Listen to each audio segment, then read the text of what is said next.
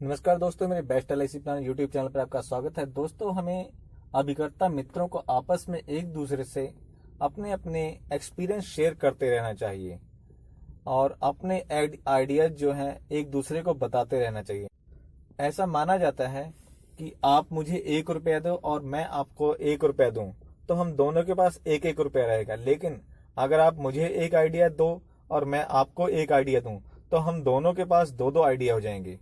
तो मित्रों, इसी प्रकार से हम अभिकर्ता मित्र अपनी ब्रांच में भी एक दूसरे से अपनी बातें शेयर करते रहते हैं। ऐसे ही एक बार हम ब्रांच में बैठे थे, लंच का समय था, तो एक मेरे मित्र अभिकर्ता मित्र ने अपना एक्सपीरियंस शेयर किया। उन्होंने बताया कि जब उनकी आर्थिक तंगी के दिन थे और क्रेडिट कार्ड वगैरह ने उन्हें काफी परेशान किया हुआ था, उस समय की बात थी। उन्होंने बताया कि एमडीआरटी का सदस्य बनने और व्यवसाय में सफलता प्राप्त करने से पहले मेरे सामने भी वही समस्या थी जो अधिकतर व्यवसायियों के सामने आती है, यानी कि आर्थिक तंगी।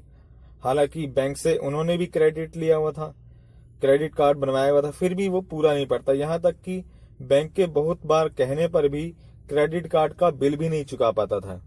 और एक दिन बैंक के अधिकारी मुझे मेरे घर चेतावनी देने आया कि बैंक मेरे विरुद्ध कानूनी कार्रवाई करने की सोच रही है और अब मैं या तो एक मुश्त सारी रकम भर दूं और या फिर मैं कार्रवाई के लिए तैयार रहूं।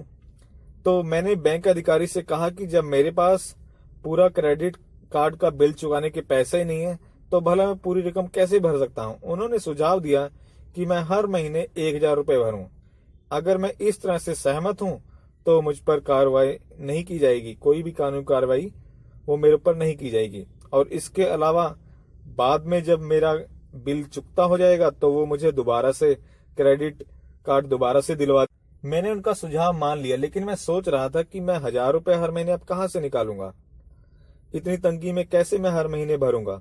तो मैंने एक आइडिया सोचा कि क्यों ना मैं इन्हीं से इसके बारे में भी कुछ विचार विमर्श। मैंने उनसे पूछा कि सर, अभी मैं तकलीफ में था तो आपने आकर मेरी मदद की, पर जब तुम्हारे ऊपर कोई तकलीफ आएगी तो तुम्हें बचाने वाला कोई है क्या?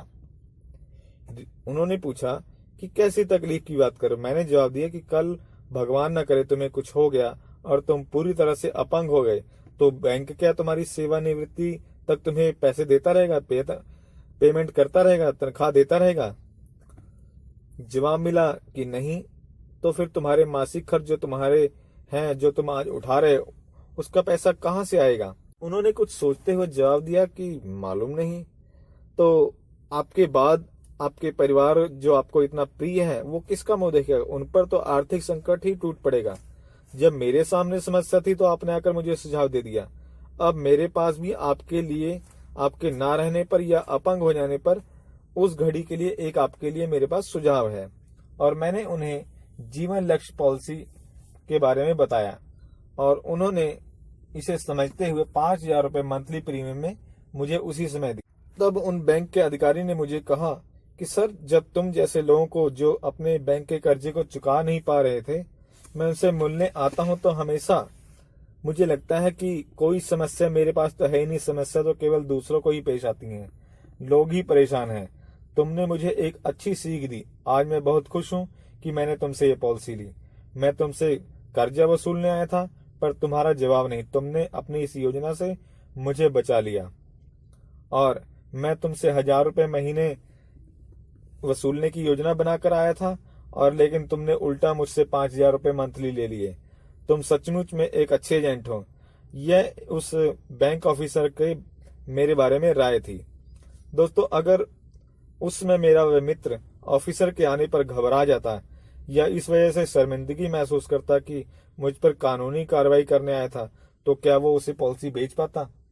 दोस्तों, इसी प्रकार का जज्बा हर एक आदमी के पास, हर एक अभिकर्ता के पास होना चाहिए कि वो बिना घबराए हर समय अपने व्यवसाय के बारे में ही, व्यवसाय को बढ़ाने के बारे में ही सोचता रहे।